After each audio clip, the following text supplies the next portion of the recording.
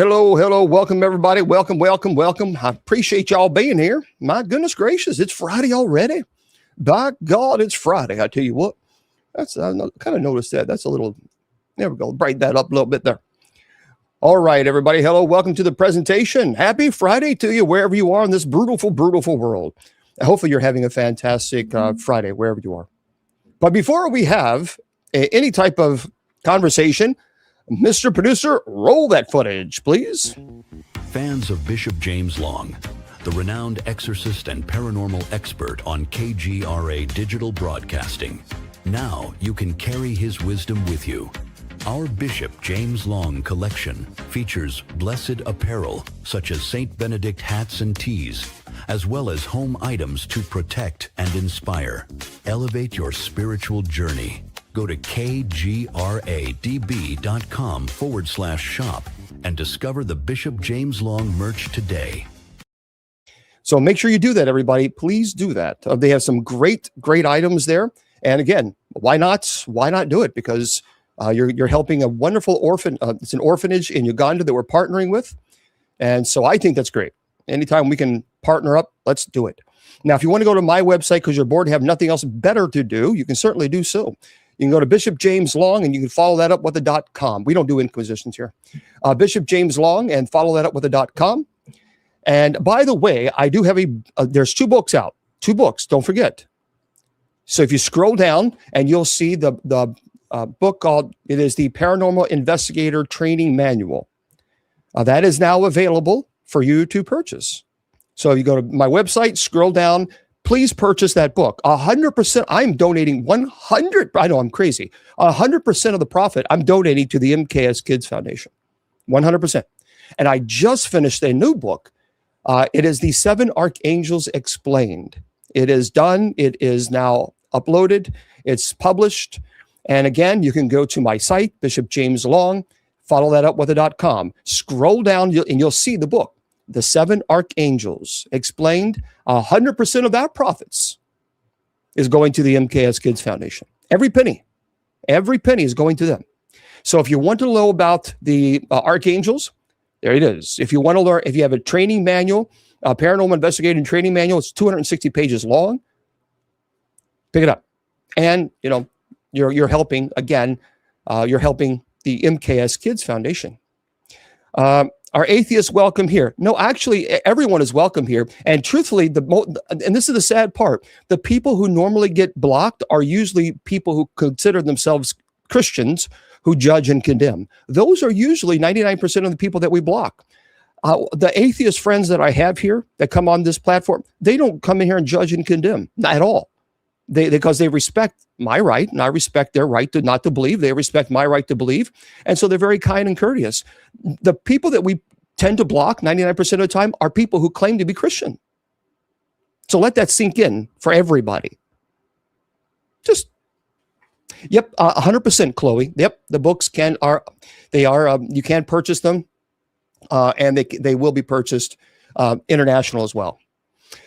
Now, if you want to go to the church's site, you can do so. It's USOCC. You follow that up with a .org. USOCC.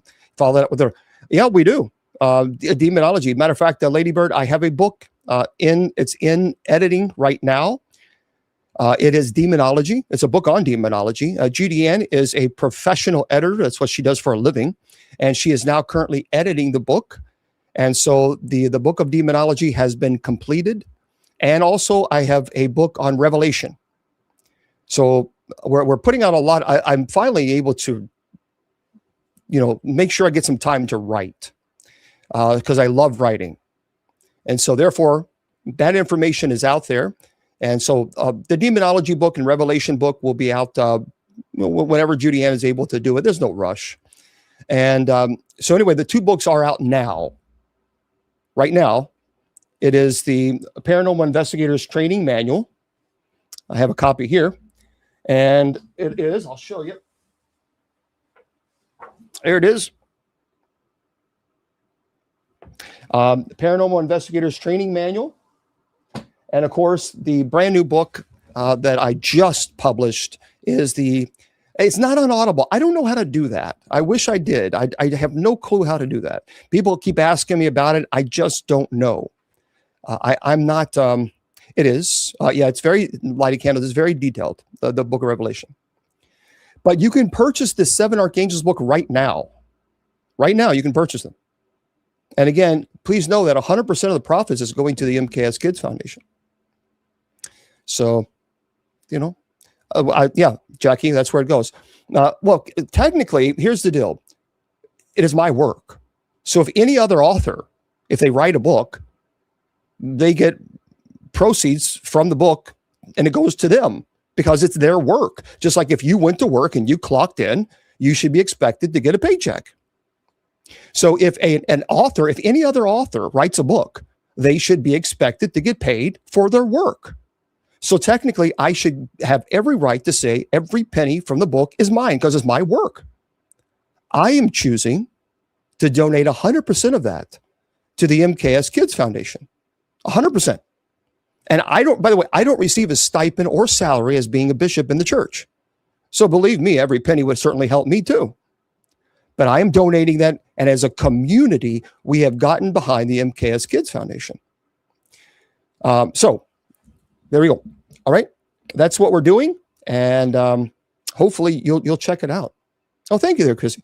Hopefully you'll check it out. That's what it's for. I want to leave by, thank you, some education, knowledge. That's important. It's always been important to me. To be able to share your knowledge with others, that's vital. Absolutely vital. And I think that's why I love it so much. Yep, you can. Yeah. Well, not on right now on Amazon. Currently, I'm trying to get it on global distribution now. So it's being evaluated. Thank you there, C. David. It's being evaluated by Amazon.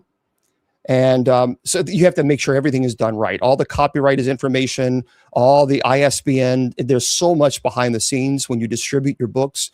So I did all that. So it's all copyright and all that other stuff. The ISBN numbers have to match. So right now they're evaluating so that we can have global distribution. Oh, Bubba Joe, you can't be a normal human being. That's why you got muted. Okay. And I'm going to leave the chat on for everybody.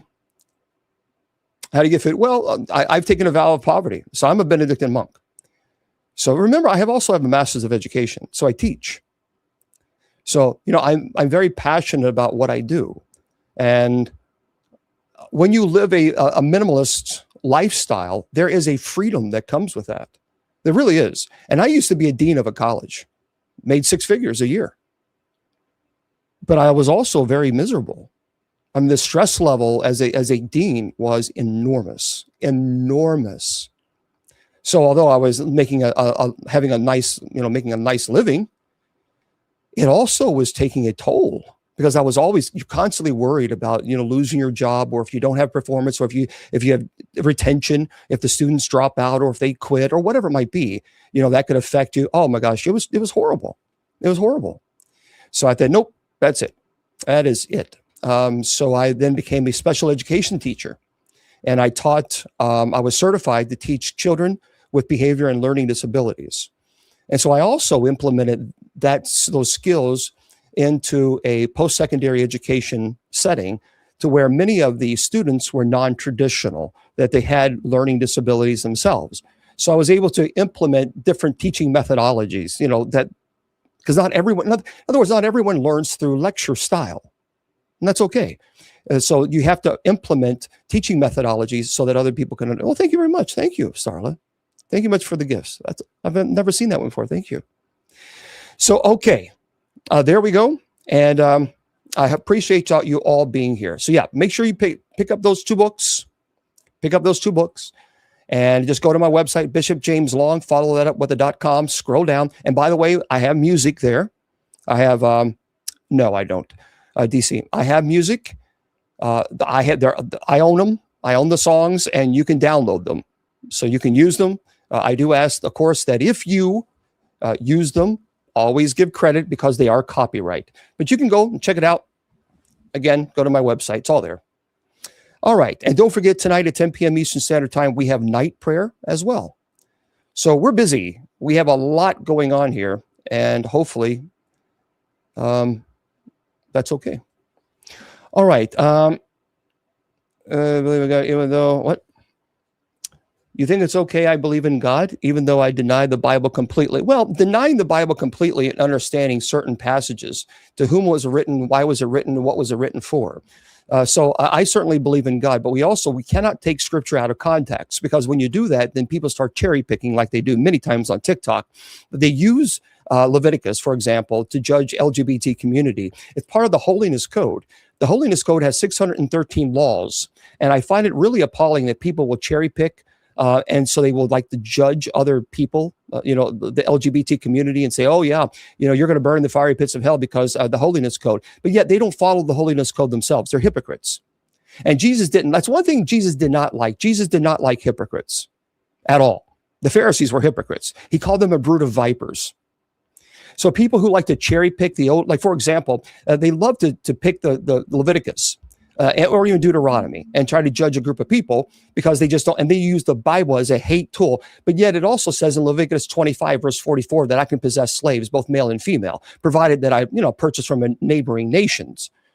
So, I mean, a friend of mine claims that this applies to people Hispanic, but not Canadian. So can you clarify that? Also, I would like to sell my daughter into slavery as sanctioned in Exodus chapter 21, verse 7. In this day and age, what do you think would be a fair price? Oh, and by the way, I know that I'm allowed no contact with a woman while she's in her period of menstrual uncleanliness in Leviticus 15, verses 19 through 24. The problem is, how do I tell? Oh, and by the way, when I burn a bull on the altar as a sacrifice, I know it creates a pleasing odor for the Lord in Leviticus chapter 1, verse 9. The problem is my neighbors. They claim that the odor is not pleasing to them. Should I smite them? Oh, by the way, I have a neighbor who insists on working on the Sabbath. Well, Exodus chapter 35, verse 2 clearly states that he should be unalived. So am I morally obligated to unalive him myself, or should I ask the police to do it? The point of the matter is if you're going to take scripture and you're going to cherry pick it, then you better follow all 613 laws. Because if you don't, Matthew chapter 7, verse 2 says you're going to be judged in the same manner you judge other people. So if you judge other people using the Holiness Code, you better damn well follow all 613 laws. And I guarantee you're not. So perhaps maybe instead of judging, why don't you start learning a little bit of kindness? And I find it fascinating that there are so many people that are obsessed with what other people are doing in their bedroom. That seems a little weird to me. That seems creepy. I don't know if you're not creeped out by that. I'm very creeped out. This obsession with what two people, or consenting adults, are doing, I don't want to know, and I really don't care. Why are all these people who are cherry picking the Bible always worried about what they're doing in the bedroom? Voyeurism? Creep? I mean, that doesn't. Anyway, before I was rudely interrupted. Tonight, my friends, it is Paranormal Friday night. Paranormal Friday night. So there we go. There's a one night a week where we have a conversation about the paranormal. And people usually don't like the fact that you're not having a conversation with a 10-year-old kid who has an education theology from a crackerjack box. So if you want to take scripture and you want to cherry pick it, you better darn well believe you better follow all 613 laws of the Holiness Code. Otherwise, if you're not, Jesus would call you a brood of vipers, as he did the Pharisees. That's what the Pharisees did. The Pharisees judged the Israelites because they didn't follow, law number 610. And yet the Pharisees were a bunch of hypocrites because they were acting like they were so pious and holy. Thank you very much. And in fact, Jesus looked at them and said, you're a brood of vipers. Okay. Now, tonight, we're going to talk about a place that has been fascinating. It is fascinating. I don't know if you know about this, but it is the Winchester House. And this place is cray. And I tell you, it is crazy. And by the way, thank you very much. Those of you who are on TikTok, thank you very much for the gifts. And thank you for sharing, everybody. Thank you for liking. And keep in mind, trolls, rude comments, everybody won't be thinking, oh, that's really clever. No, actually, you'll be blocked because the Jerry Springer mentality here doesn't work. So if you're trying to be a Jerry Springer crowd, you might want to go someplace else, because the only attention that you're going to get are from moderators who don't tolerate adults who act like pestilent children. But tonight, we're going to have a conversation about the Winchester House. So we're stepping into a house that feels more like a living thing than a building. Every hallway seems to breathe. Every floorboard carries a memory. And once you're inside, many people say the air begins to thicken around you, like the house is sizing you up.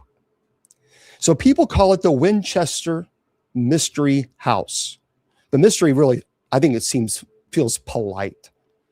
And before we go any further, though, turn your lights down, settle in, and let the silence fold around you, because to understand what really happens in this house, many people say, you have to meet it in the dark. On a hill in San Jose, in California, for those trolls, a house grows at night. The stairways climb into ceilings and doors open into sheer air. Windows look in where a wall should be.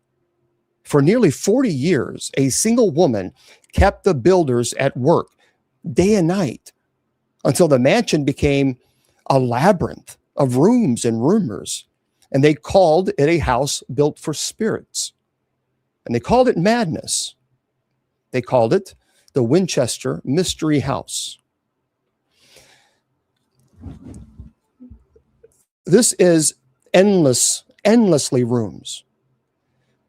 So we're going to peel back decades of wood, wallpaper, sift through ledger books, even seances. And we're not having a seance, they did. And walk in the dark with those who say that they left that place forever changed. Thank you. Some call it haunted. Others call it a monument of Victorian eccentricity. And some say the truth is tangled, a corridor between grief and something else, something that breathed along with the rafters. Thank you. So just if you go there, don't follow any staircase that ends at the ceiling. This place is one of the most bizarre locations that I've ever studied in the paranormal. And for those of you who are in the paranormal, you know what I'm referring to. And basically, for those of you who are new here, this is how we do this. I do a presentation. Thank you very much. I do a presentation for about an hour. And then afterwards, I talk about some articles that I find that are paranormal related, and I answer your questions. But I don't entertain questions while I'm doing a lecture, because I have a 45-page lecture that I put together specifically for tonight. And you're here. And because you are here, I value your time. So I don't just look at the camera and say, now let's entertain each other, or you entertain me, or whatever. I'm here to entertain you. So Sarah Lockwood Pardee was born in 1837 in New Haven, Connecticut. She married William Wirt Winchester in 1862. And by the time the Civil War was over, her life was tethered to the fortunes of an industrial age. See, William was part of a company that changed warfare and hunting, the Winchester Repeating Arms Company. Thank you. And when he passed away in 1881 of what contemporaries recorded as tuberculosis, Sarah inherited wealth that made her one of the wealthiest women in the entire United States. But wealth did not stop grief. History remembers a woman who walked through rooms that used to hold her child's toys, who learned early how easily a life can shift from warmth to a ledger and a mansion. And she would later be painted as eccentric, single-minded, consumed by guilt, and frantic to stave off unseen visitors, ghosts. And it is true that Sarah inherited not just money, but stock, and that she received a very large income. It's also true that she retreated from East Coast society, first to New Haven, and then after a lengthy period of travel and search for solace, to California. And she arrived in San Jose in the mid-1880s. Now, contemporary records show that Sarah was reclusive. She dressed simply, moved through the world with a determined reserve, and she purchased a modest farmhouse atop a hill in the Winchester family's land holdings. and then began a campaign, thank you, of additions and renovations that would never end until her death in 1922. It is critical, I believe, to set truth against myth, because there's a lot of misinformation about this particular topic. Many of the stories that circle the house, the nonstop construction, the midnight orders, they were embellished by early 20th century reporters and by tour operators to sell tickets. But legends are stubborn, and they cling to the building like ivy. Now, Sarah Winchester, she was a real person. She suffered a great deal of loss. So her husband and child both passed away within just a few years of each other. And she had the means to act on whatever would soothe her grief. And the narrative that she built to escape spirits grew rapidly after her passing, but it's rooted in her patronage on spiritualists and her distinctive ongoing renovation pattern. She was known to have consulted spiritualists at that time. They had a lot of seances. Remember, in this time, 1890s or so, early 1905, 1910, seances were fashionable among the grieving and the curious. And the story that a Boston medium told her to build and never stop building, that's really the skeleton around which the rest of the myth grows. Whether those words were spoken exactly or whether they were paraphrased into legend really matters less than the fact that Sarah immersed herself in an enterprise that blurred architecture, therapy, and even obsession. So in the end, she passed away at age 83 at a house that was more of a maze than a home. Her passing in 1922 closed the chapter, but the building kept speaking. And in the years since, investigators, tourists, heart-rending testimonials have offered different translations of the house's voice. So Sarah Winchester wasn't just an ordinary widow. Again, she lost her infant daughter and then her husband. And with those losses, she really lost any sense of stability. And by all accounts, Sarah, she was intelligent, refined, very private, but grief tore something open in her. And her friends described her as someone who wandered her home late at night. She would hold small objects that belonged to her daughter, speaking softly to rooms that had no one in them. And when she met with the spiritual medium, she wasn't looking for comfort. She wanted a reason, any reason. And the answer she believed she received was terrifying.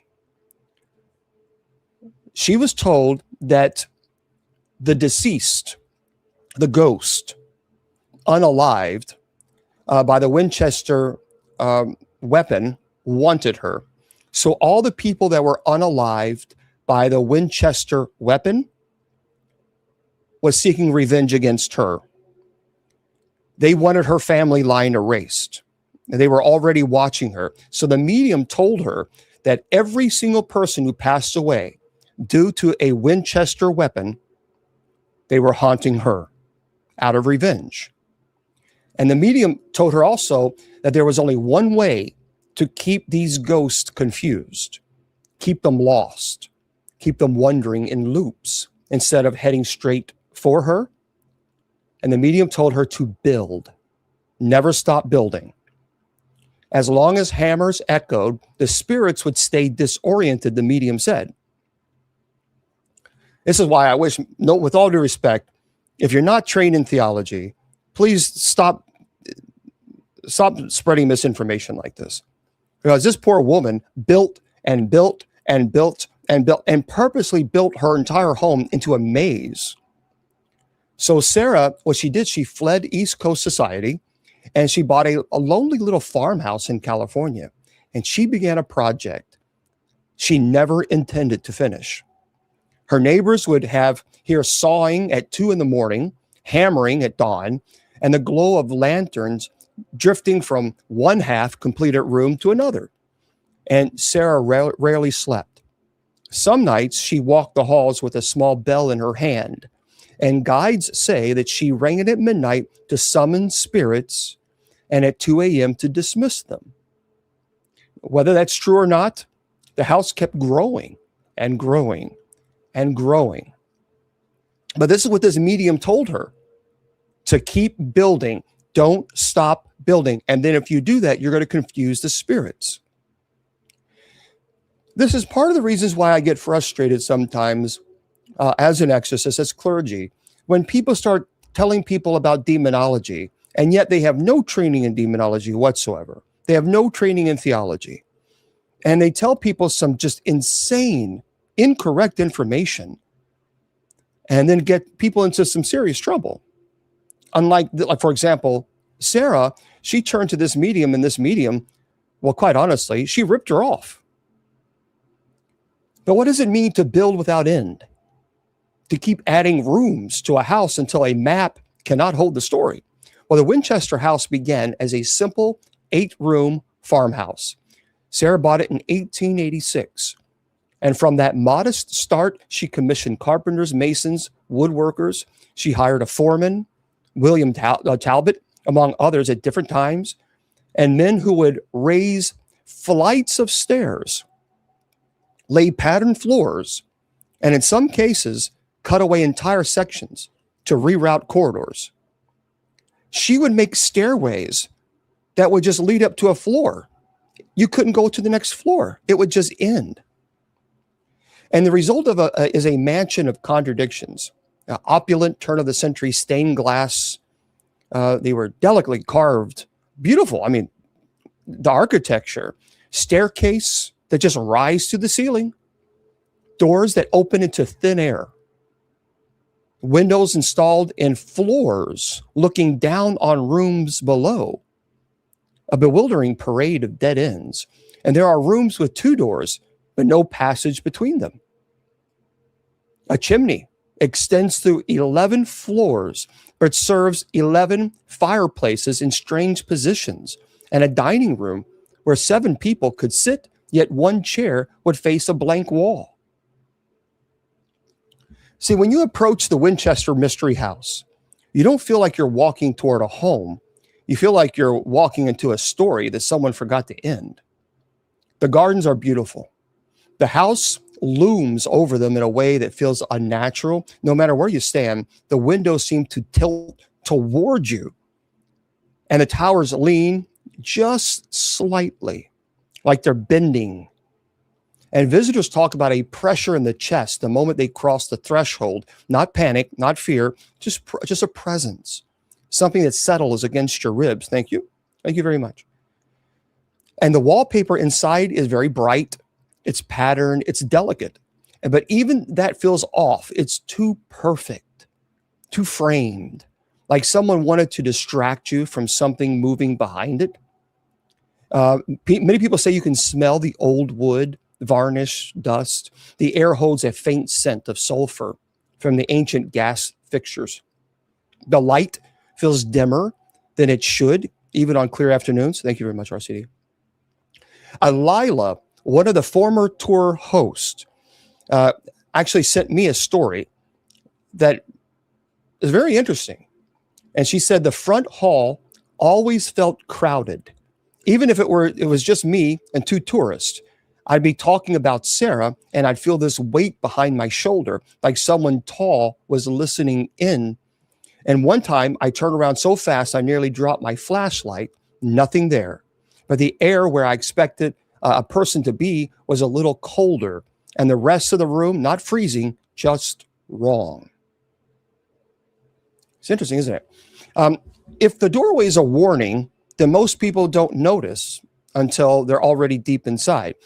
Yeah, Harry, that's wonderful, but that has nothing to do with what we're talking about today. So if you walk through the corridors, imagine the air is cool, musty with old varnish. The wallpapers feel or they peel in long curls like the skin of a snake. The floorboards are narrow planks. They kind of sigh under your shoes, people say, like they creep. A chandelier that once burned, it hangs askew. It cuts glass, trembling with every foot. I mean, just weird. Every window wants your eyes, people say. And one of the most famous features in is the staircase. mini stair that leads to nowhere, which when seen makes people feel unnerved. It's as if a threshold refuses to let you pass, people say. So there's also, by the way, the door that opens onto a narrow 2-foot walkway with a drop on both sides. Essentially, it's a step into the air. And there's also a false bedroom with a closet that seems to exist to confuse. And remember, she did all this because a medium told her, the more you build and make it like a maze, the more you will confuse the ghost that's trying to haunt you. Now, look, many people say, well, so why build it? Just because the medium says so? Well, there are practical, economic, psychological theories. Some people say, historians point to a Victorian taste for eccentricity. I don't think. Others suggest Sarah was indulging whims, experimenting with design, repairing, adding rooms for whatever. I think the most bizarre, some people say, is that a medium, in fact, told her to do this. And everything that I've seen and everything I've read on, but I believe that is the case. But amid the oddities, there were technical truths. The mansion is a labyrinth of handmade millwork, each stair and newel posts stamped with era's craftsmanship. There's intricate, beautiful fireplaces, each with tiled hearts and mantles. It shows that opulence was present alongside the absurd. This is a real house. I actually drove by it once. I got to see it once. The house plumbing and electrical work retrofitted over the years. It contains its own ghost stories. Many people say a gas lamp that would flare into empty rooms, a light that shine right above a staircase, a telephone that would ring at dawn with no one on the line.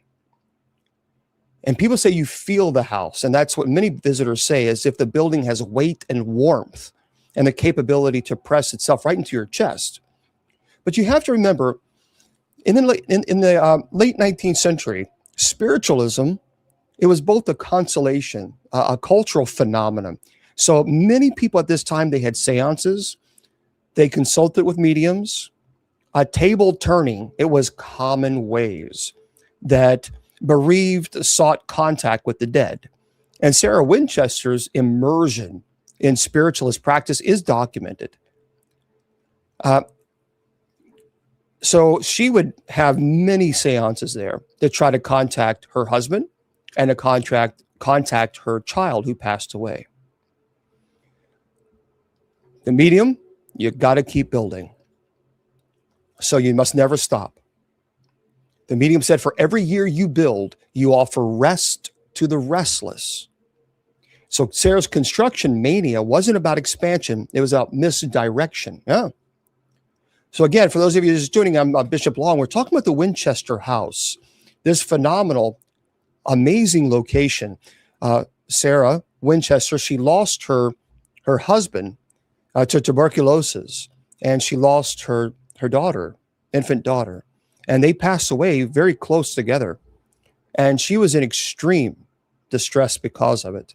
And she went to a medium, and the medium told her just to build and make a home, make it a maze to confuse the ghost. Because as I mentioned earlier, she inherited the Winchester, massive wealth. The Winchester, of course, they built weapons. And the medium told her that the ghosts were haunting her, and the ghost took her husband and took her child because they had passed away from a Winchester weapon, and the ghosts were seeking revenge. So the medium told her the only way to keep these ghosts that were unalived by a Winchester weapon that were haunting her and her family was to build a house that would confuse the ghost. So Carpenter said that she wandered the halls late at night. She would just study the walls, the corners, the lines of each room like she was listening to them. Some mornings, she'd hand her workers a sketch of a new room scribbled on a scrap of paper, and by noon, she'd order the entire thing ripped out. And by dinner, she wanted it rebuilt another way. So the house was not a home at all. Did you take holy waters? I sure did. Holy orders, I sure did. I also studied for the Roman Catholic priesthood. I studied for 6 years, received my minor orders, and I know more about the catechism than you can probably spell your own name. Now, it was a maze designed for the dead.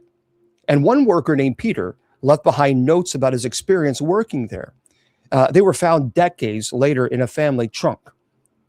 So Peter's testimony said this: Mrs. Winchester watched us from doorways. She wasn't unkind, but she was uneasy. Her eyes moved like she was tracking something I couldn't see. And when I asked her why she wanted a stairway torn out after we'd spent weeks on it, she said the house told her the spirits were learning the pattern. And she said the angels had to change, the angles rather. If the spirits walked in straight lines, they would find her. This is terrible. Oh, yeah, you know. Well, I appreciate that. Yes, I have apostolic succession. I'm a member of order or corporate or union that validates people's apostolic succession. Imagine living like that, though. I mean, imagine believing that the house was the only thing keeping you alive. Workers reported tools going missing and showing up in rooms that they hadn't worked in. Boards would be cut to the wrong measurement, even when the carpenter swore they measured twice. Ladders shifted in the night. Freshly hammered nails bent themselves sideways. And the workers blamed accidents, but some of them quit in the middle of the night without collecting any pay because they swore that house was haunted. So I think that sentence is repeated in every story, in every telling. It is the hook on which the mansion's mythology hangs. But historical evidence of an exact, phrase or an official singular prohibition from a medium, it's elusive. So we find in the archives are payments to spiritualists, correspondence that notes Sarah's visits, and accounts from neighbors and workers who observed her consulting with persons who claimed to hear voices beyond the veil. There was a historian that wrote this: spiritualists would tell grieving clients many things, that their lost loved ones were restless, or that particular actions could soothe these presences. For someone with Sarah Winchester's traumatic losses, these sessions could have felt like therapy, a guide that told her how to find control again. And whether that guidance took the literal form of endless construction or whether she applied the advice in a more idiosyncratic way is a matter of interpretation. But I absolutely believe 100% that the mediums that she went to were fraud. And I believe 100% that they just convinced her to stay busy, out of sight, out of mind kind of a thing, to stay busy, keep building, so she would build rooms and tear the room down and rebuild it all over again. It's insane. What they did was wrong. And there are also darker, more theatrical recountings, so that a Boston medium told Sarah that she had to move west to escape the spirits. And that, in fact, building continuously, she could find peace. And that Sarah accepted the curse of owning the Winchester,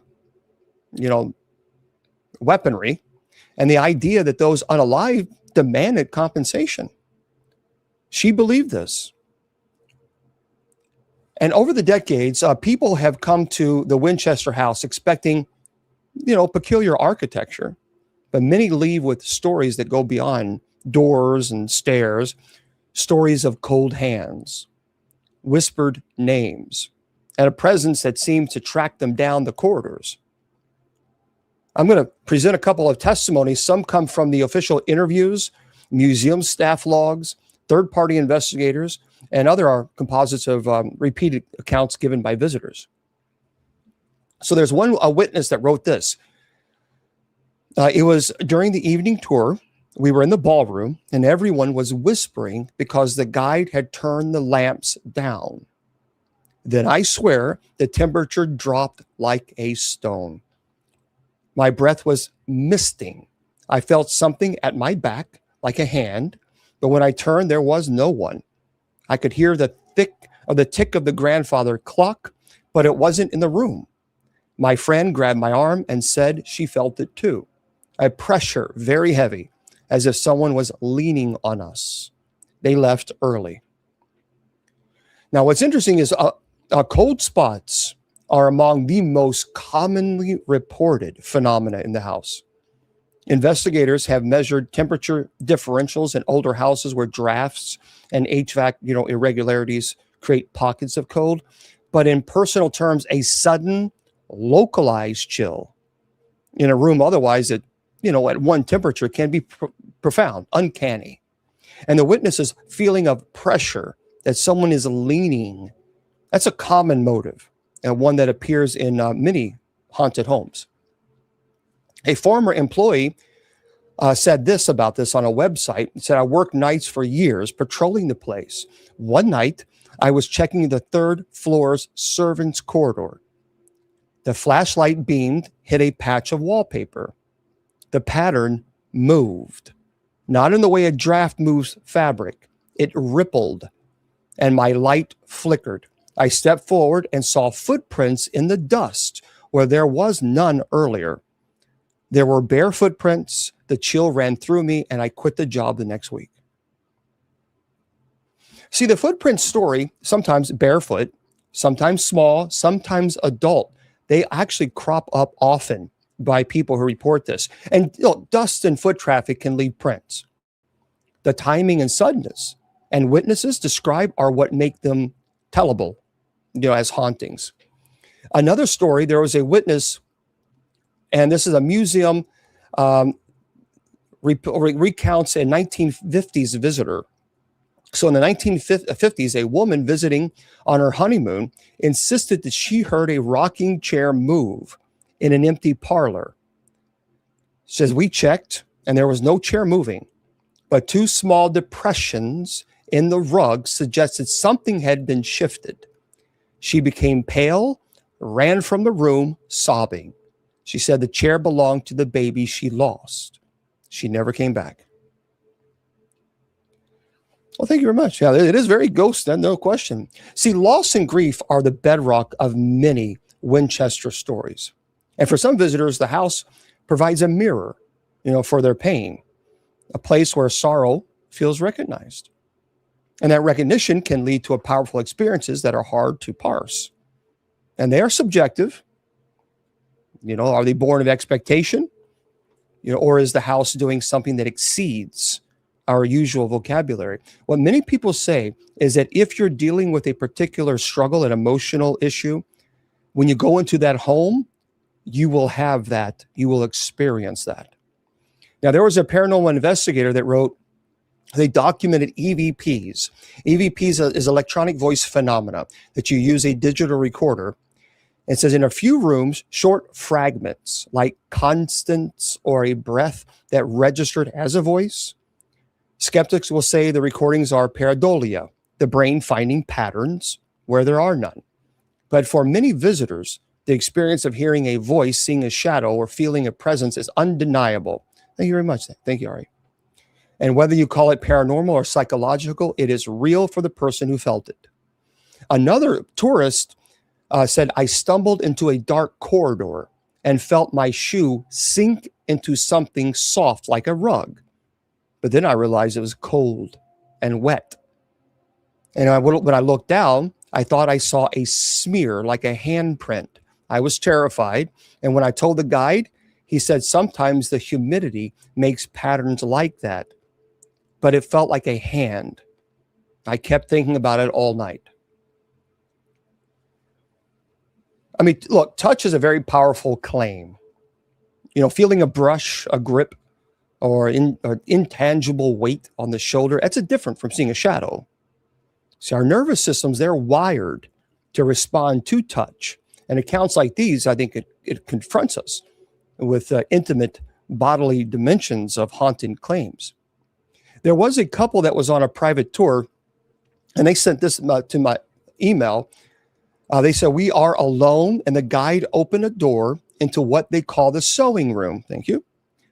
They said, we turned the light on, and there was a dress form covered in a cloth.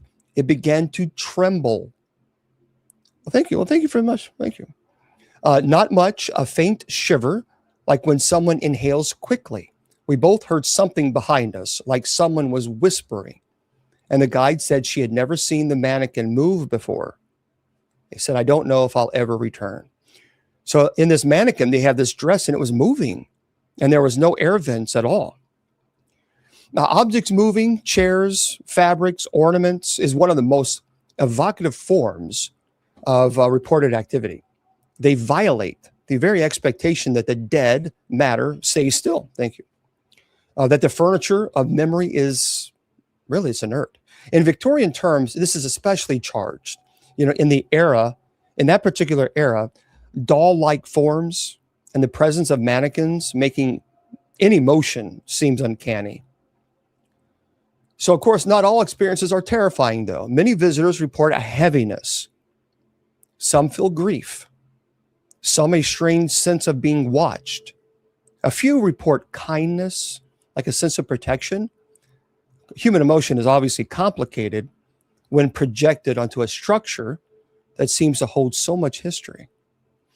And I think when you listen to repeated accounts over years, the same corridor explained again and again, you begin to see patterns. I do. Cold spots, footsteps, fleeting shadows, disembodied voices. Well, there are explanations rooted in architecture. We can easily argue there are explanations.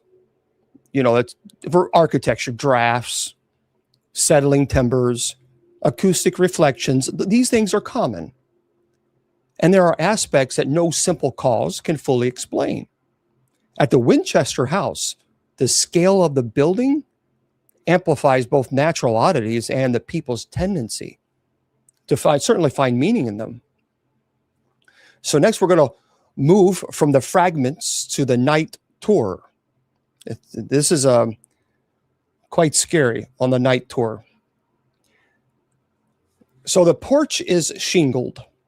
The paint has the gloss of a house, only superficially cleaned. And you step up there and you're next. The heavy front door resists with a prolonged moan before swinging open to reveal a very dim hall.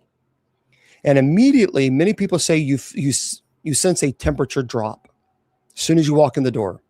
A thickness in the air, like the inhale before someone speaks. And there are no other tour groups that night, and the guide gestures for silence. You move into the first parlor. The wallpaper is a deep, saturated pattern of ivy and shallow tells. Candlelight flickers. Perhaps it's only the lantern's fashion, casting dancing shapes on the wall, you tell yourself. And then you hear a distant machine, like the house's plumbing, perhaps a train miles away. And what you do next is you'll go up to, you ascend the narrow staircase. And each step complains in a different register, moans in the wood settling under the years. The banister is carved with a twist. It's a repeated motive that catches skin as you pass. And at the top of the stairs is a small, windowless room. Many people describe this room as the air is still, and yet there's a pressure and awareness. On the left is a door with a brass knob, ornate, it's cold. And when you push it open, inside is a room. It smells faintly of old fabric. An old sewing machine sits in the corner. It's wheel coated in cobwebs. A shadow gathers thank you very much. A shadow gathers in the far corner and seems to move away when you look directly at it. Many people then say at this time, they hear whispers. Something is with it. Not words, just like a breath. And many times people start looking a little pale. And inside the room across the hall, the wallpaper is a different pattern entirely. A child's playroom. Little wooden toys sit in a line, and you can put your palms against the window sill and feel the chill of the glass, and a shadow passes behind the curtains if someone crossed the hall. So here then is a soft scratch on the floor to the right. Might be a mouse. Many people say it might be the floorboards. So the floorboards start to creak. You hear it. Many people say they hear this. And then you move along to a very long corridor lined with portraits, faces that seem to watch. Everybody who walks past this corridor says they are feeling watched. And as you walk, many people say the temperature here drops. Thank you. And your breath begins to fog up. The guide stops abruptly. It points to the wall. It's a small handprint, barely visible, dark on the wallpaper. And many people say that this handprint always just shows up. It goes away and it will show up. One witness who saw this says, I felt my hair lifted, like I'd walk into a static field. And then I felt, not a touch exactly, they said, but a presence at my shoulder. I turned and nothing was there. But I swear, someone exhaled right beside my ear. Many people say that they feel that a warm, like breath, someone right at their ear. This is the Winchester house. So for those of you joining, we're talking about the Winchester house in California. And that's what we're talking about. Phenomenal present. I'm telling you what, this place is absolutely amazing. So next you enter a ballroom. The ceiling they're high, they're ornate with gilding, false balconies. And once this room would have held music and dancing, but then it all now holds memories. There's a faint echo like a piano chord hovers, and you stand in the center, and the sound resolves into like a single note. So many people say they hear this piano note, high and long, almost like a violin string. And it vibrates through the floor into people's bones. They said you can hear it. An intense emotional charge rises in the room. For some, they say it feels sorrowful, as if the house itself is remembering those who once moved within it. For others, it's malignant. It's a pressure. It can be felt into the temples. So you slowly then move into to the staircase that ends at a ceiling. The banister stops abruptly. Looking up, you cannot see where the stair was meant to go. The guide says the workers left it this way. So you just walk up this staircase and it ends right there. Thank you very much. Right at a floor. And as you stand, many people now hear, especially at this staircase, a low murmur begins at the edge. Not a human words, but like chatter. Some people hear a ripple of laughter, small, almost like hysterical, as if behind the wall itself, when there is nothing behind the wall. Some people say the laughter echoes once and then the house falls silent. And next what you do is you'll exit through a back door that leads to a narrow staircase. And the air on the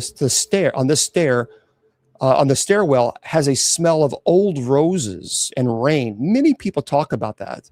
A sense of being followed always on this staircase. And when you look, there's nothing, but only the shape of wood and shadow. And at the base of the stairs, the night outside, the house is deep. And the memory of the house lingers like you can feel it. Now, for centuries, the Winchester house has been a magnet for sensation. Journalists hungry for a headline, tourists seeking chills, investigators looking for proof. Paranormal groups have studied the building with thermal cameras, EMF, electromagnetic field meters, audio recorders. Some claim small victories like EVPs, unexplained temperature drops, optical anomalies on film. But a lot of skeptics will point to the architecture, human suggestion, that it's just your imagination. There was one skeptic that said, Any old house will give you sounds, settling timbers, pipes, rodents in the walls, add of stories that primes people to expect ghosts, and the mind is going to fill in the gaps. The evidence for ghosts doesn't hold up under righteous testing. Most claims are anecdotal, and when we try to reproduce phenomena under controlled conditions, they fall away. That is true. However, there have been EVPs that have been captured that you cannot dismiss. And of course, then look, there is the economic incentives. So the 1920s, it saw a rise in the house as a tourist attraction. The estate that managed the property turned the building into a business. And sensational stories sold tickets. And that fact, though, does not in itself negate the experience that people report, but it does complicate, I think, how we interpret the house's, paranormal activity. A place can be both a commercial attraction and a site of genuine, uncanny experience. For example, Waverly Hills in Louisville, Kentucky. Now, because I live in Louisville and I've been to Waverly Hills many times, it is absolutely a commercial attraction, no doubt about it. But it's also there are places where in Waverly it's a genuine, uncanny experience. There are some parts in Waverly that makes you think, okay, this is interesting. Thank you very much. Thank you. So really, the Winchester House is a product of an era and a person. It's a narrative of grief that's turned into architecture. The Spirit House story was a perfect marketing tool. Tour operators have leaned into it, but even if the mythology, okay, was bolstered for ticket sales, fine. That doesn't extinguish the human testimonies. People have walked out of that building completely changed, even skeptics. So I think we have to account for that as well. Sometimes I believe the most haunting things are not objects that move, but the way the house makes you feel. The sense that history is not inert, but it is alive, in the very floorboards. Now, certain rooms seem to attract repeat reports. The sewing room is one of them. The sewing room, the ballroom, a second floor nursery, their stairways are frequently mentioned. And over the years, a few incidents entered the Winchester's folklore and then spilled out into national headlines. Touring guests actually fainted. There were guides reported disembodied voices, and there were cameras that captured shapes that analysts could not easily explain. As a matter of fact, in 1964, a museum staff, a witness said that they reported an on-site camera captured a blur in a doorway that they said we could not later account for. The film was grainy. They said we enhanced it and saw a shape that moved too quickly to be human, or at least to match the shape of a cadence of a human gait. Skeptics argued light. Believers argued spirit. The footage lives in the archives now, beyond layers of protective film. Another often retold story involves a guide in the 1940s who reported hearing Sarah Winchester's name called softly from a second floor room. And when he climbed, all the lights were out. The room was empty. He never worked a night tour again. So famous or not, I think the stories form a pattern. It's an impression of a presence that moves throughout the mansion, touching, whispering, leaving markers. Thank you. And for some people, the markers are visual. Some people see handprints, moving objects. For others, they're emotional, like a sudden sorrow, an overwhelming sense of being watched. So in this presentation, we certainly began with a myth. A woman urged to build forever, to ward off the dead.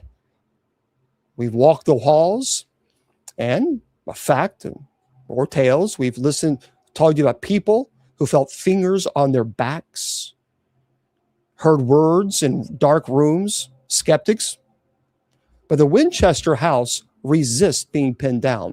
Perhaps the most honest thing to say is this: the house fascinates because it's a mirror, because it reflects many people's fear of death, our hunger for meaning, our readiness to weave through these stories to make sense of sorrow. For some, the house is haunted by spirits of the wronged. For others, it's haunted by the living. by a woman who refused to stop building. But, I think the house stands today like an enormous sighing lung. A wind tugs at the loose shingles. I mean, really, the lights in the windows, it flicker. People say this all the time, like candle flames. Perhaps, maybe not. But I will tell you, some of the countless accounts of visitors who left the mansion returned to their homes and felt something still with them. So a young couple from California said that for weeks after their visit, they woke up to faint knocks on the bedroom walls. Also, a man reported hearing soft, rhythmic footsteps in his home office at midnight, just like the floors of the mansion. Thank you. Another woman noticed cold drafts swirling around her bedroom, smelling faintly of old wood and dust, exactly like the core chamber. And by the way, these aren't isolated stories, they're patterns, because many people say the house imprints itself, like it watches. For some, it follows. And before the mansion was open to the public, staff and family members reported the most terrifying incidents. A night guard claimed that during a quiet evening check, the alarms went off throughout the entire mansion, but no one was inside. Doors slammed repeatedly, lights flickered on and off. And then when he returned to the security office, every camera in the building showed nothing except one frame. A shadowy figure stood in the seance room doorway, staring directly into the camera. A tour guide, a guy that had been working there for over 20 years, shared this. I've seen figures glide down the crooked halls. I felt cold hands on my shoulders. But one night, I saw something I can't explain. A woman in black, no face, standing on the staircase that leads nowhere.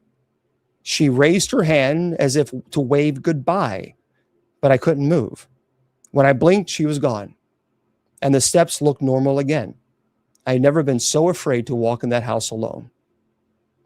Another visitor confessed, I thought it was just stories, and then I heard my name whispered in my own home weeks after visiting. She said, I smelt the house. I felt pressure on my back, like someone was leaning on me. I thought I'd imagine it, but my husband heard it too. Something came home with me. And by the way, this is where the stories become harder to explain, where the experiences move beyond whispers and shadows and footsteps, where people report the houses that they feel touch. It's the part that the staff avoid, the part where guests swear the building itself has a will. So one of the most chilling accounts comes from a security guard named Michael. He worked a night shift alone, and walking the long, twisted corridors of the mansion at 2:30 a.m., he reached the narrow hallway connecting the seance room to the crooked hall. And he said, I felt it before I saw it. Thank you very much, RCD. A weight on my shoulder, like someone leaned on me. I froze. I didn't hear a sound. No breathing, nothing. I slowly reached back, nothing. I turned around, nobody was there. Then I heard the faintest tap behind me. And when I turned back again, my shoulder burnt like someone had pressed a hot hand into it. So he didn't touch the hallway again, the hallway walls again that night. And he did not work alone for months. So that's pretty impressive stuff. Now, here's some stories that I found even more strange to disturbing. There's a figure that multiple people have described independently. The shape, form, the same behavior, the same feeling attached to it.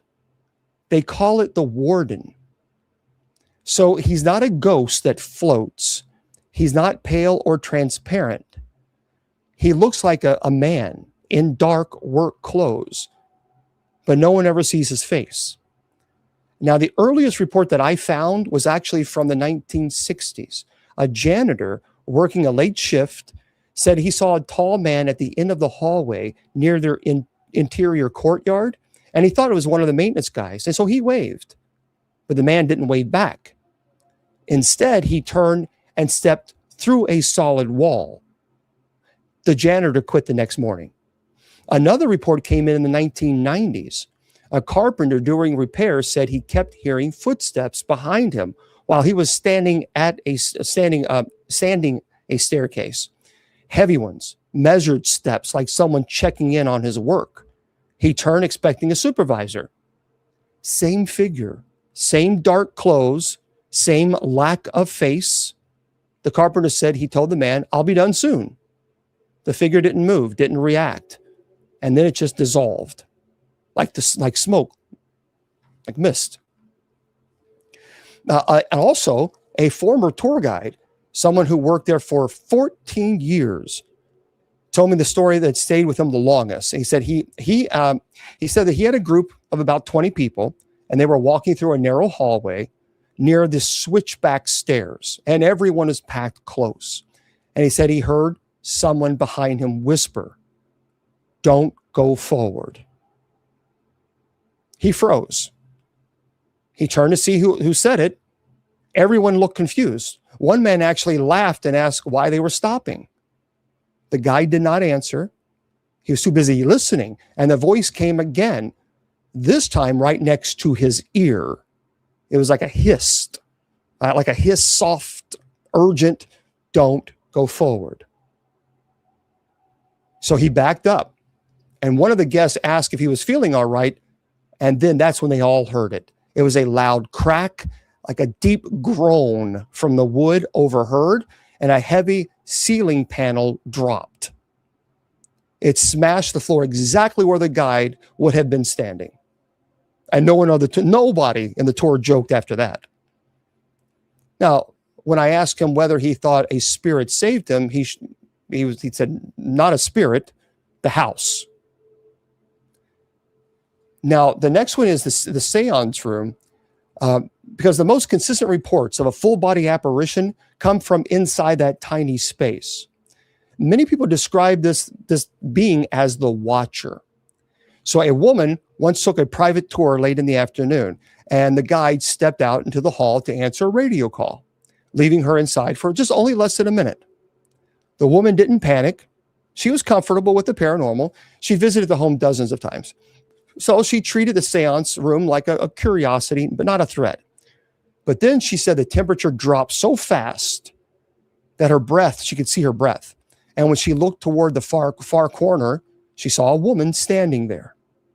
It was a faint outline at first, then clearer, unmistakably solid.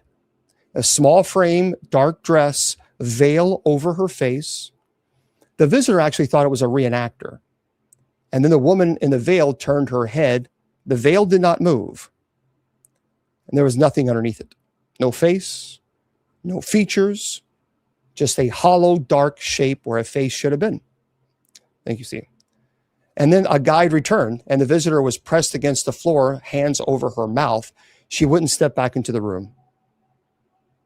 And the guide, she even dropped her purse, and the guide had to go get the purse. And there's one last thing. People say that the house moves. So most of the time it settles like any other structure, now and then. But there's something else about this. Guests report stairs that feel different on the way back down. Longer, sometimes shorter, tilted slightly to one side like it's off balance. No reconstruction had taken place, no damage, no reasonable explanation. One maintenance worker told me that there was a staircase on the third floor where he swears the angle changes. He said that he'd walk up and feel the incline under his feet shift halfway, just enough to make him grab the railing. And he actually measured it once. Thank you. And he measured the exact same part 2 days later. It was a different result. And he said, either my tools are broken or the house doesn't like being mapped. Because it's interesting, because that matches something Sarah Winchester reportedly believed. She didn't build the house to confuse spirits. She built it to keep one step ahead of something she didn't want finding her. Maybe she was right. I don't know. Now, people don't, and we're almost finished here and we'll get your questions. People don't just feel the house. They said it moves things. So several guides report chairs sliding a few inches on the third floor. It's like small tables tilting, doors opening when no one was nearby. One visitor described a cup sliding off a counter in the North Conservatory. It didn't fall straight away. It slid as if pushed by a finger, slowly, deliberately, along the edge of the counter before crashing onto the floor. And the guides all said the same thing. The house isn't clumsy. Thank you, RCD. It's aware. And on rare occasions, the mansion is open for private night tours. And one of these tours produced an encounter that still haunts employees. So a group of paranormal investigators entered the hallway at midnight, cameras in hand, EMF meters ready to go.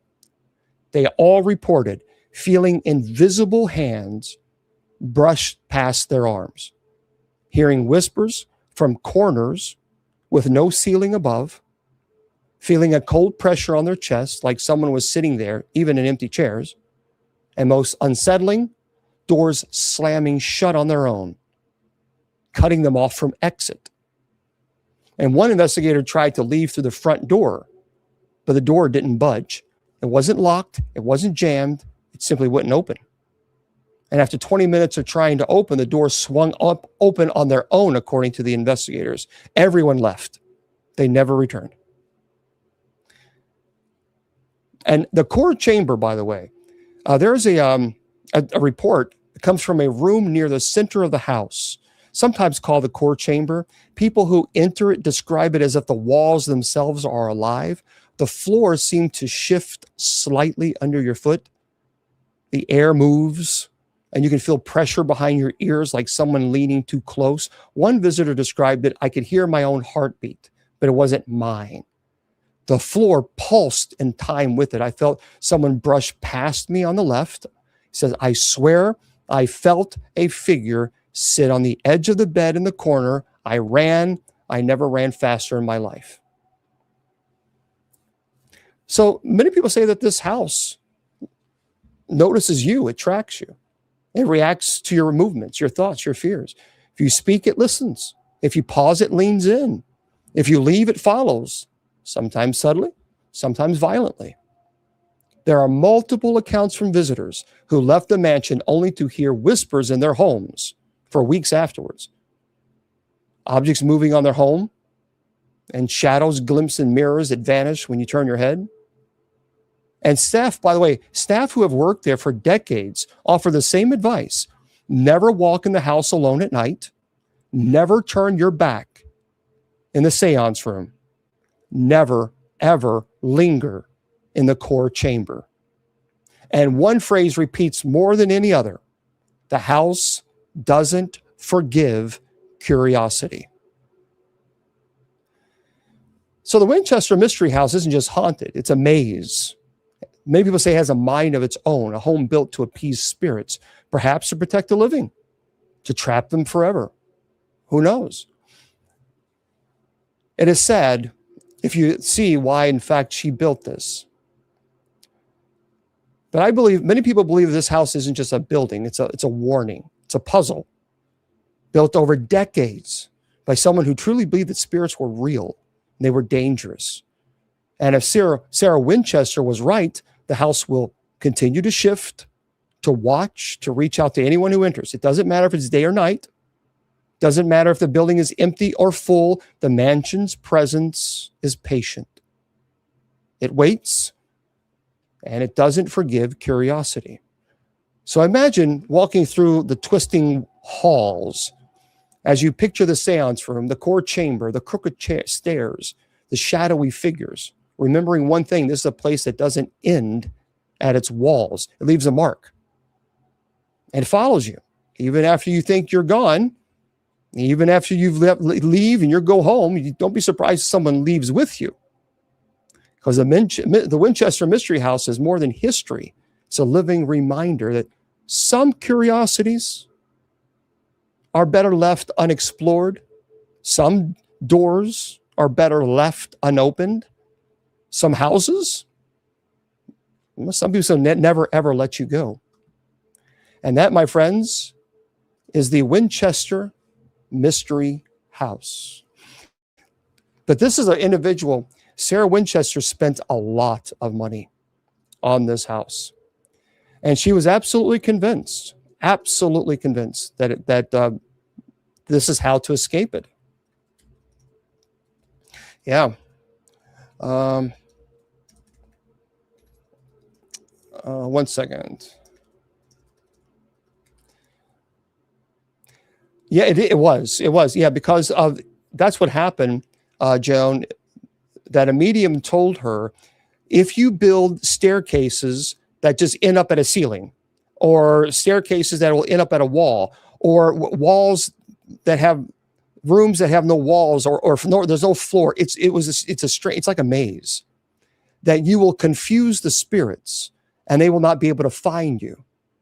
So her belief was, if you build this great big huge mansion and you create all these weird twisted angles, so it confuses the spirits, the ghost of individuals who've been passed on by, or who passed away because of the Winchester. Yeah. So it is believed over 38 years, Sarah Winchester, thank you, spent $5.5 million on constant construction. 5.5. Today, that would translate over $100 million in today's money. And she kept doing it. She was over and over and over. And her immense wealth came from the Winchester weapon fortune. She had a daily income at that time of $1,000 to spend as she pleased. And it started as a small farmhouse in 1884. And the construction stopped with her death in 1922. And after her death, the mansion was valued at only $5,000, though it later sold at an auction for $135,000. So this is $100 million is what she put in this construction. It's San Diego. Yeah, it's a fascinating story. It really is.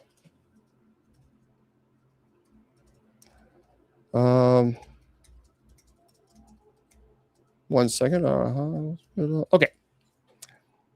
It is fascinating, isn't it? No. Hold on one second. I got to fix this real quick. This is being cray-cray.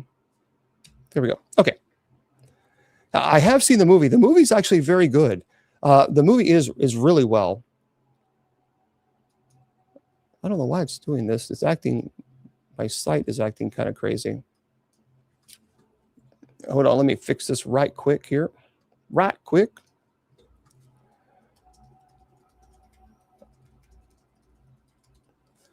Okay, there we go. She passed away in her home. She passed away in heart failure. So, yeah, she passed away. You have 38 years. She'd been building and renovating the entire thing for 38 years. Yep. So she died. Yep. She passed away in 1922. 1922. Okay. So there you go. Yeah. Oh, good. Great. All right. So let's talk about some of these items that we have. We've got a lot of articles that we're going to talk about tonight.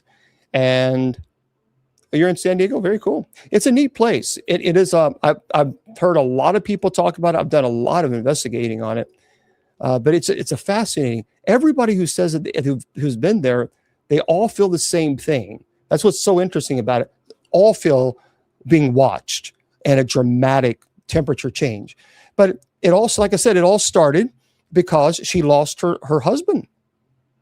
And then he had tuberculosis, and then she lost her daughter, her young daughter. They were all pretty much in the same time period.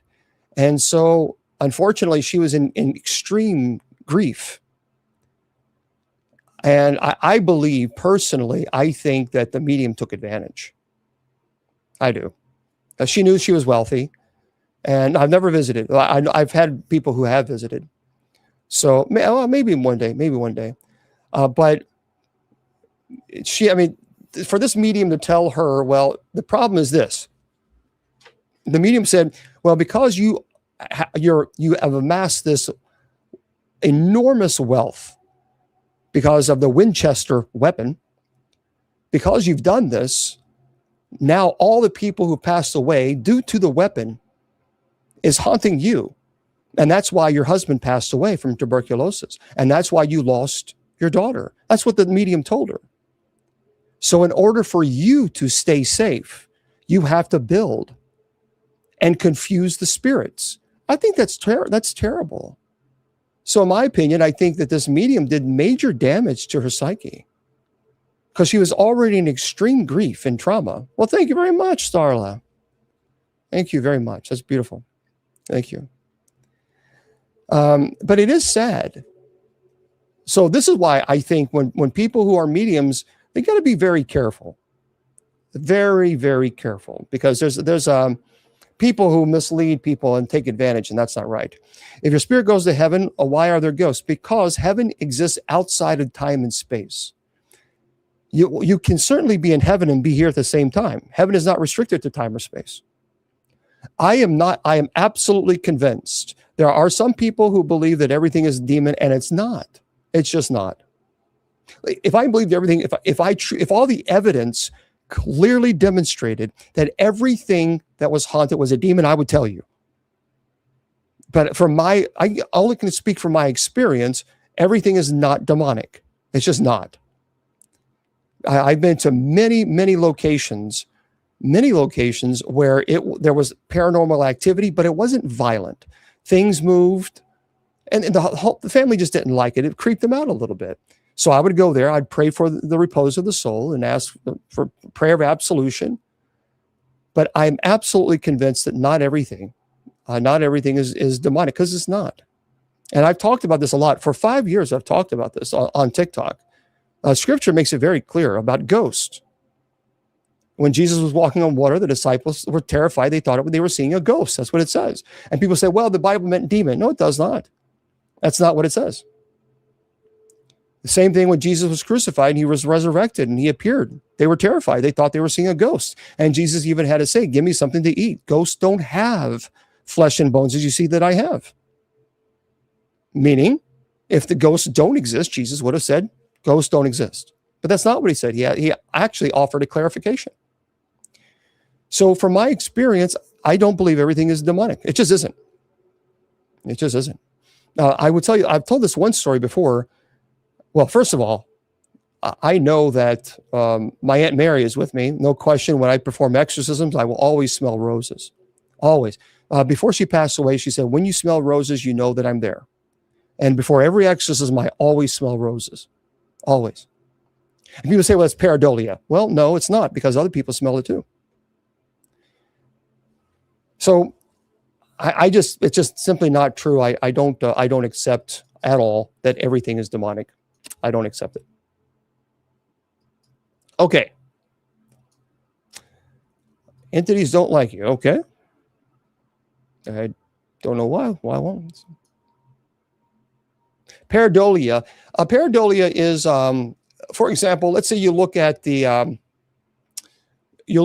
clouds, and one person says, well, that's a dog. Well, that's a cat. Well, I see a dog, and you look at the cloud, and that's a cloud.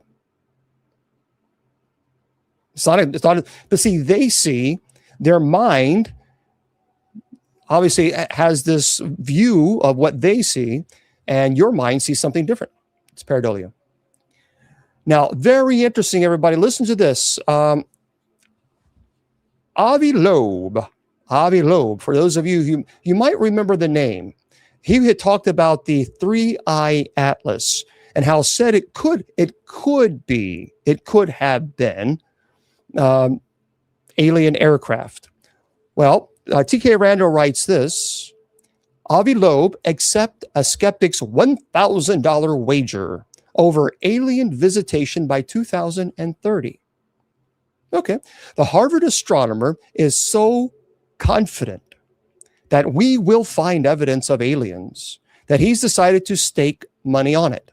So Loeb, who seems adamant that there is more to interstellar visitor, 3i Atlas, than meets the eye, has responded to a bet put forward by Skeptic Magazine publisher Dr. Michael Shermer. The precise wording of the wager is that the quote, discovery or disclosure of alien visitation to Earth in the form of UFOs, UAP, or any other technological artifact or alien biological form, as confirmed by a major scientific institutions and government agencies, will not happen by December 31st, 2030. So whoever wins the $1,000 will donate the money to the Galileo Project Foundation. There we go. So believers appear in the media boldly predicting that by the end of the year, we will have proof of alien contact. 33 years later, still waiting for said proof, Dr. Shermer said. Loeb, meanwhile, maintains that the hunt for alien life is just getting started. He says the search for technological artifacts has just started in the earnest in 2025 with the discovery of the anomalous interstellar object 3i Atlas, the launch of the Rubin Observatory, and the construction of the 3 Galileo Project observatories. He wrote on his blog, "It is better to be optimist because life is sometimes a self-fulfilling prophecy." So which of the two men will win the wager remains to be seen. But it would be also fair to say that Loeb has a bit of an uphill battle if he hopes for alien life to be proven within 5 years. Not only that, but he will have to prove that it has been visiting the Earth as well. No doubt we'll be reporting on the outcome and the wager when the time comes. I absolutely am convinced. I'm convinced 100% that there is alien life. Well, thank you very much, Corrine. Thank you. That's the first time I've seen that. That's beautiful. Thank you. Our friends are offering gifts on TikTok. Thank you. It's very nice of you. Thank you. Well, happy birthday, Maggie. Tomorrow's her birthday. Happy birthday to you. But I am convinced. I just think the idea that our universe, that we're the only ones, that's a good question. We just simply don't know if they believe in God. Now, what's interesting, what many people don't know is that the Vatican has an astronomy department, a beautiful observatory. I mean, they have a multi-million-dollar observatory, and they even have a priest who is in charge of the observatory. And so, okay, Big Red. And so, Big Red, was that you in the General League that I saw? I someone with the name Big Red. I thought I saw that on TikTok. So there was a General League. He was sitting in the it was obviously, I don't know if it was one of the real General Lees, because you can buy you used to buy them when they were selling them. Yes, okay. And it was not your car. So a guy let you sit in it. Oh, no. You know what I was going to say? I called Jesus and he said, you probably need to donate that to the Bishop Long car garage renovation museum. It sounded good. I mean, that's what I could come up with at the moment. But it's pretty cool. But the foundation. There we go. Okay. Why are there so many clergy claiming everything is demonic? Ghost. Hey, I don't know, Crossing Guard. I don't know. Because everything is not. Everything is not demonic. It just isn't. And I understand there are some people that have an opinion on it, and I get it. But see, that's the problem. There's a big difference between, throwing a theory out there and then throwing a theory. Well, thank you very much. Thank you. Throwing a theory out there backed by actual work. What I mean by that is anybody can throw a hypothesis. Okay, for example, they're all spirits are demons. Okay, fine. So what evidence do you have to back up this hypothesis. What is it? What this claim? And the problem is thank you. When you find out, it's just all theory.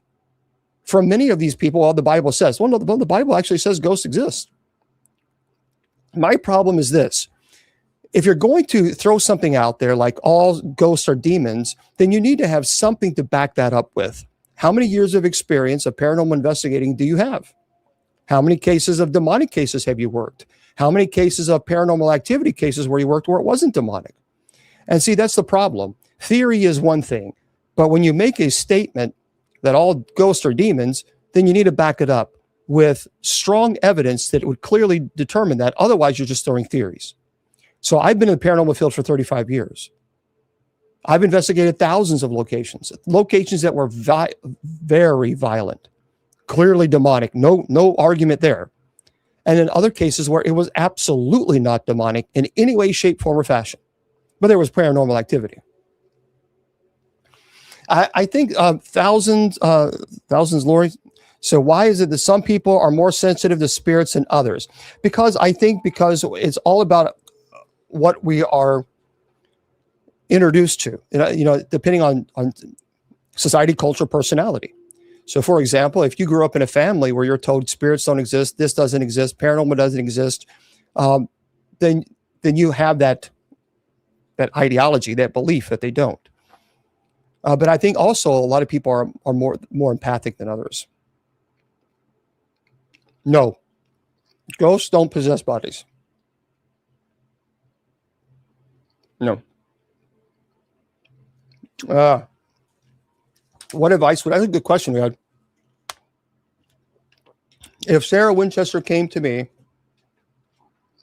what advice would I give her? I would never tell her, ever, that those people who have passed away from a Winchester weapon are now going to haunt you. She was already in a fragile mental state due to the loss of her husband and her child. So if she came to me, I would absolutely do grief counseling. No ifs, ands, or buts about that. None. But this medium was more interested, I think, in pocketing their bank account than really helping her. She should have had grief counseling than being told, well, now that you've amassed all this wealth and that you just lost your husband and you just lost your child, guess what? The ghosts are after you. And that's basically what this medium told her. And so because of that, she went, I think, she fed into this psychosis. And I think she caused severe damage from a psychological perspective. Well, thank you very much. Thank you. Oh, yeah. Yeah. I think there are some, Nicole. Yeah. I think that there's a lot of people. Yeah, there's a lot of people who are, yeah.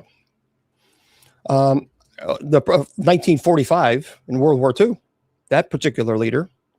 And I certainly think that is, we know what he was about. Okay. Stop. Why does it keep doing this? Hold on one second. I got to fix this real quick because this keeps blocking out on me. It's driving me crazy. Borrow with me. Let me close this program. And then we can do this. Well, I don't know if you can say he was much worse. I mean, come on. I mean, really? What a particular man in Germany did? I mean, that was, I think they were all evil. Every one of them. Yeah, the transhumanism, it's, several people are asking that question. There was another person who asked the question on here. I think it's an intellectual, it was a cultural movement for advocates for the use of advanced technology in like physical and cognitive abilities, basically to transcend limitations, on the human condition. So you can look at it like it tries to improve health, which is good, intelligence, lifespan, and overall well-being of the person. It also focused on genetic engineering, which can be quite dangerous. Artificial intelligence. There's also a term called nanotechnology, and even, well, cybernetics. But I think AI is a major problem. Yeah. So really, people who are for transhumanism, they argue that the technological advancements that we have today can help humans, achieve like a post-human state is what it's called, by enhanced capacities and to even immortality. So I think there's going to get there. There going to be. I do believe that AI is going to get to a point, and I think we will get to a point that many people will look at graveyards and say, well, that's a shame they didn't live in this day and age, because I think that it's going to get to a point where certainly the wealthy will advance first. No ifs, ands, or buts about it, where there will be engineered organs that will be quite easy to do and reproduce. So if you have a heart failure, no problem. We're going to reproduce this using technology, artificial intelligence, to where they could recraft a heart that's even perfect, superior. And so I think AI is a problem. I'm not a fan of AI. AI can be helpful. It can be. But I think also it's a problem. First of all, I don't want any of my clergy. I don't want any of my clergy using AI for doing homilies. None. And the reason is I don't like because if all you're doing is pushing the go button and then it's telling you whatever to say, then basically you're regurgitating artificial intelligence information on a homily, and you're not allowing the Holy Spirit to work within you at all. So when you give a homily is the same thing as a sermon. That's a time to read the scripture, to discern, to pray, and ask the Holy Spirit to guide you into what you want to obviously produce. But when you're using artificial intelligence, number one, it's lazy. And number two, you're not giving the Holy Spirit any room whatsoever to work within you, because now you're relying strictly on technology. Well, what are you going to do if it goes down? That's a problem. So, but I think artificial intelligence is going to be an issue. It's going to be a problem. Because the problem, inevitably, look, when you have technology like this, as well as I do, it's going to be weaponized. And anyone who thinks otherwise is fooling themselves. It will be weaponized. There's no question about it. So if you have artificial intelligence that is so brilliant and obviously far more advanced than the brain can possibly calculate itself or equations, well, then you're going to have issues with the artificial intelligence circumnavigating the military industrial complex, and you're going to have issues with the grid and a lot of other things. Though I think a World War III is not going to be basically on the battlefield. It's going to be online. And that's where I think we're going. So AI is going to be used. Yeah, quantum supercomputers, no question. But look, there's no doubt in my mind that AI is going to be used. It's going to be weaponized. I guarantee it's weaponized now. And yep, and even Jennifer, she's very knowledgeable, obviously, with electronics and computers. It can stunt learn. So look, this is like war games. And that's the problem. Because once you weaponize it, then can you truly control it? And that's an issue. Because if it becomes autonomous, if it has any type of autonomy, even if autonomy is not built within its circulation, it can still circumnavigate that. And so that's a problem. That's a real issue. So Okay, so that's the thing that we got to be very, very careful of. All right, let's listen to this. This is a very interesting article that I saw, and I thought, boy, I don't know if it's much of a surprise, but TK Randall writes this. Listen to this, everybody. The U.S. Army's secretive PSYOP group releases chilling new video. A fourth psychological operations group, Airborne, has posted a strange new recruitment video on its Book to the Face page. You might think that clandestine, mind-altering psychological warfare groups are a concept relegated to the days of the Cold War when the CIA worked as a secretive psychic experiments. But in fact, the practice of manipulating enemies through the use of psychological tricks is still going on. One group still operating in the United States military is the 4th Psychological Operations Group Airborne, a long-running military information support operations unit based in Fort Bragg.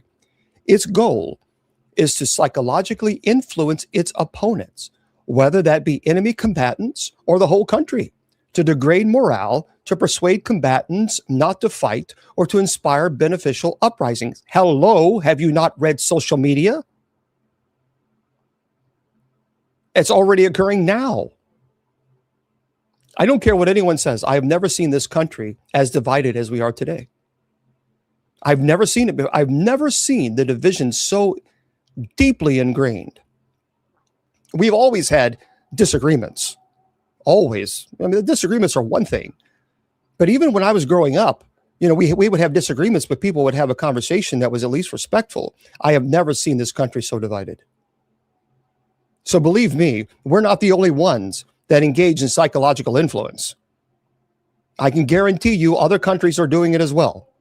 This is one of the arguments, by the way. One of the arguments is why the government in the United States wanted to ban TikTok, because they were absolutely convinced that it was in fact being used as a tool, as a psychological influence tool for a particular country. So now, in an unexpected move, the group has published a curious and somewhat disturbing new video that appears to be aimed at driving recruitment. Quote, there's another force applied in combat that we generally don't think of as a weapon of war, the narrator states. That weapon is words. We are everywhere. Words are our weapon. The video features a number of clips, including historical military footage, old cartoons, and a montage of sequences indicating some of the activities that the group gets up to. It serves as a chilling take on the clandestine nature of these operations and should certainly prove compelling to any young people considering joining the military. It is an interesting video. So if you want to look it up, you can go on to the tube to the U, and it says new video from the 4th PSYOP group. We're not the only one doing this. We're absolutely not the only one doing this at all. So it's going around, no question about that. Before we to wrap up this presentation, I want to remind everybody, please make sure you go to my site, Bishop James Long. You follow that up with a .com. I have a brand new book out there. It is called Bishop Long's Paranormal Investigating Training Manual. It's 260 pages. I ask that you please purchase that book, not because it benefits me in any way, shape, form, or fashion. I'm donating 100% of the profits to the MKS Kids Foundation, an orphanage that we are partnering with. I also have a brand new book that I just published. It is the 7 Archangels. It's also, if you go to Bishop James Long, you follow that up with a .com, scroll down right there to the middle or so, you'll see the book. And well, thank you very much, Donna. Thank you. Thank you. And if you would, please purchase that book. And again, 100% of the profits from that book is going to the MKS Kids Foundation. And when I say we, because it is a collective measure. No, I'm not wearing makeup, but thank you for paying attention, very close attention to my face. Do you like this view or this view?